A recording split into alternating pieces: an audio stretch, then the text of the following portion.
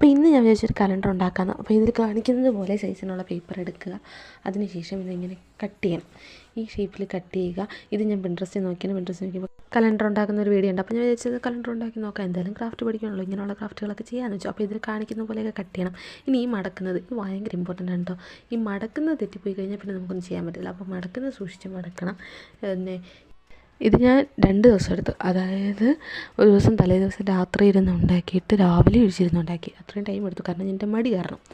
അതുപോലെ ഞാൻ കഴിഞ്ഞ വീഡിയോ പറഞ്ഞ പോലെ ക്രാഫ്റ്റ് ചെയ്യാൻ അത്യാവശ്യം സമയവും നമ്മളെന്താ പറയുക ക്ഷമയൊക്കെ വേണം. ഇത് ചെയ്യാൻ ഭയങ്കര എളുപ്പമാണ്, പക്ഷേ കുറച്ച് സ്റ്റെപ്പുകൾ കൂടുതലാണ്. അപ്പോൾ കുറച്ച് ടൈം എടുക്കുമെന്ന് ചോദിച്ചാൽ അത്യാവശ്യം കുറച്ച് ടൈം എടുക്കും, എന്നാലും നമുക്ക് ചെയ്യാമെന്നുള്ളേ ഉള്ളൂ. അപ്പോൾ ഇതിൽ കാണിക്കുന്ന പോലെ മടക്കണം. പക്ഷേ ഞാൻ ഇവിടെ ചെറിയൊരു അബദ്ധം ചെയ്തു.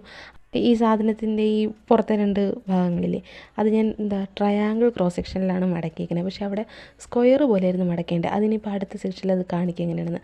ആ സെൻറ്റർ പാർട്ട് ഒക്കെയാണ്, പക്ഷേ ഔട്ടർ പാർട്ട് 2 അത് സ്ക്വയർ പോലെയായിരുന്നു മടക്കേണ്ടത്. അപ്പോൾ ഇനി മടക്കുമ്പോഴത്തേക്ക് അതിലെങ്ങനെയാണ് മടക്കുന്നതെന്ന് കാണിച്ചു തരും. അപ്പോൾ അത് വെച്ച് നിങ്ങൾ ചെയ്യുകയാണെങ്കിൽ അങ്ങനെ മടക്കി എളുപ്പമായിരിക്കും. അപ്പോൾ അടുത്തത് വീണ്ടും നമ്മൾ സെക്ഷൻ പേപ്പറുകൾ എടുക്കണം. ഇതിൽ കാണുന്ന പോലെ സൈസിന് പേപ്പർ എടുക്കണം കേട്ടോ, അളവ് തെറ്റരുത്. അപ്പോൾ ഇത് സെയിം പ്രോസസ്സ് നമ്മൾ നേരത്തെ മടക്കിയതുപോലെ മടക്കി കൊടുക്കുക.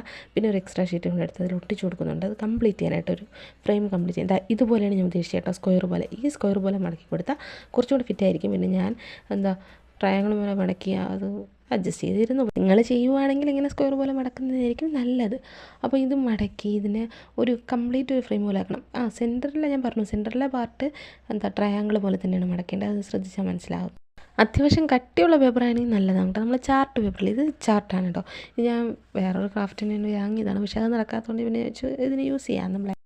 അതിനുശേഷം ഈ ലാസ്റ്റ് ഭാഗമൊക്കെ ഒന്ന് ഗം ചെയ്ത് ഒട്ടിക്കണം. പിന്നെ ഇതിൽ കാണിക്കുന്നത് പോലെ ഈ കോർണറൊക്കെ അങ്ങ് ഇരിക്കുമെന്ന് ചോദിച്ചാൽ കുറച്ച് ഗമ്മൊക്കെ തേച്ച് പരസ്പരം ഒട്ടിച്ച് കൊടുത്തിരുന്നാൽ നല്ലതായിരിക്കും. അതിനുശേഷം നമ്മൾ നേരത്തെ ഉണ്ടാക്കി വെച്ചില്ലേ, അതിനെ കൊണ്ടുവന്ന് ഇതിൽ നമ്മളിട്ട ആ സ്ക്വയർ പോലത്തെ ഹോളിനകത്തോട്ട് അതിനെ ഇൻസെർട്ട് ചെയ്ത് വെക്കണം.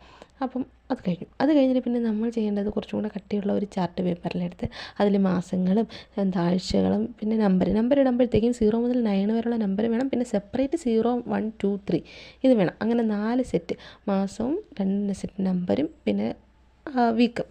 ഇത് വെച്ചിട്ട് ഈ റിങ് ഞാൻ മുന്നേ വാങ്ങിയത് കാണിച്ചു തരുന്നു കേട്ടോ. ഇതിന് വേണ്ടിയിട്ടാണ് ഞാൻ വാങ്ങിയത് റിങ്. ഒരു റിങ്ങിന് 7 രൂപയാണ്. അപ്പം ഈ റിങ്ങും കൂടെ ഇട്ട് കൊടുത്താൽ കലണ്ടർ സെറ്റായി.